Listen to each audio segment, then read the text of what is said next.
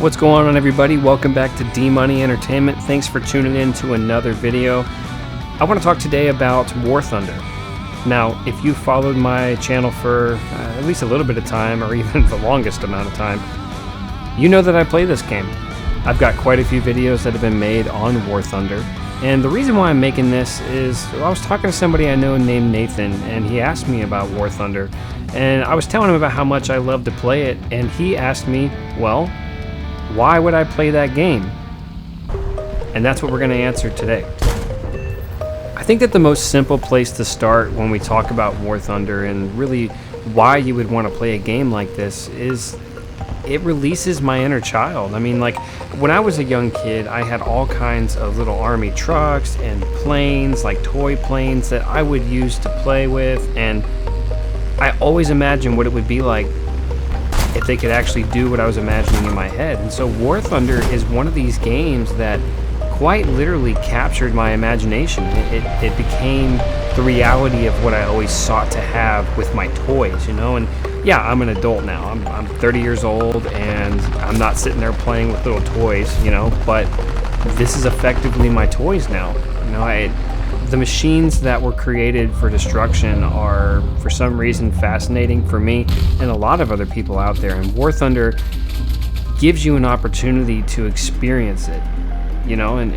But you know, that's besides the point. Another thing about War Thunder is just that it's very comprehensive. I mean, everything from armor penetration to fire rates to the actual performance of a vehicle, whether it's an aircraft or a ship or a tank. There's just so many things that these guys have put work into to give you that. As of right now, there are 10 different nations that you can choose from.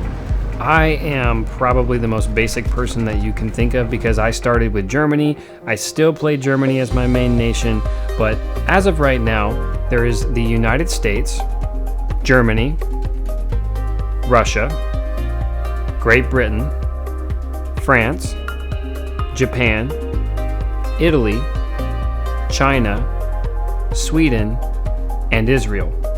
I kind of have my hand in every single nation as of right now, and I've gotten, I think, at least up to rank 3 with most of my nations. And because I've kind of spread myself out, I'm not really top tier in anything. You know, when I heard the F-16 was coming out, I had to get myself up to top tier jets inside of the American tree because I had to fly the F-16. I'm a complete dork for the F-16. I even made a video about it. Ladies and gentlemen, I have the F-16. And it's not just me that gets an opportunity to nerd out. Chances are, if there's a tank or a jet or a World War II fighter or a bomber, whatever, man, if there's something that you like, it's most likely in this game. It's covered at some rate, even if it's not the nation you're thinking or the nation that you love that had it, or even the variant that you like. There's going to be one form of it in this game, most likely. Now, because there's so many different aspects and vehicles and things in this game and scenarios that can happen, the possibilities are literally endless for how a battle could go. I mean, just as the chaos of a real-life battlefield can unfold and things can completely go against you in the snap of a finger, this game can present you with some crazy situations that you just wouldn't expect to see. And so, like, now maybe you're wondering, like, why play the game, D-Money? Like, what is the point? You know, why? And it's simple. It's fun. It's very fun. And a lot of people will tell you that it's toxic, it's cancerous, that the snail has to get its feed. At the end of the day, I mean, a lot of the things that cause people to not want to play War Thunder centers completely around things that are totally manageable and within their control. If you can be patient and you can take your time approaching a battlefield, you probably won't get destroyed very often.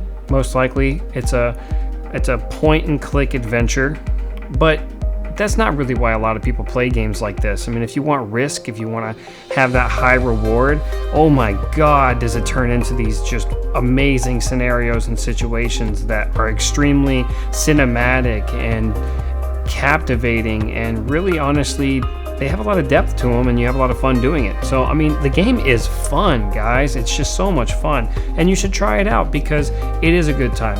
Yeah, it starts off slow. You have to grind your way up different trees to get yourself up to the vehicles maybe you want to play with, but the benefit of that is you learn the dynamics of the game, and you learn where to position yourself. You learn where to shoot. You learn what ammo does what. You know, you don't want to dive into top tier because it's toxic. It's hard.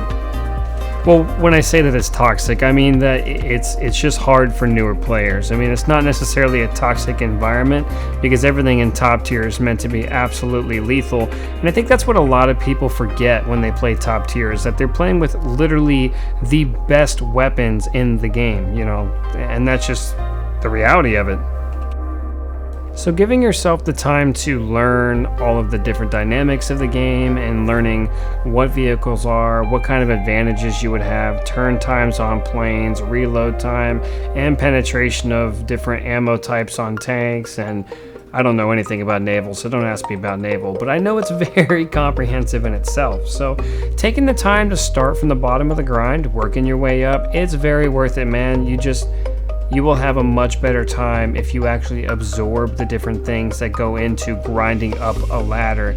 It does take time. It's one of the biggest complaints of all players out there, but just deal with it, bro. The rest of us did it, and honestly, I think that you'll be happier if you grind through a tree as opposed to buying a premium vehicle and just jumping straight into the higher tier ladder. I just really think that you'll enjoy yourself a lot more. Something that very often gets overlooked with Gaijin now is that they're paying a lot more attention to their player base. I mean, back in the day, they would just make decisions that seemed to piss off the entire War Thunder community. And when I say entire community, I'm not exaggerating. I mean everybody. Like, there was a point where they were getting review bombed on Steam to where the game went from overwhelmingly positive to completely negative, and they had to disable reviews, you know? Like, and that was like really the turning point. That's what brought Gaijin into listening and paying attention. But this game is a lot of fun. The developers are paying attention to the player base, and they're in tune with what we want and what we're upset about. So I think you should check it out. I think War Thunder is more than worth the time, and I hope to see you out there. Thanks for watching, guys.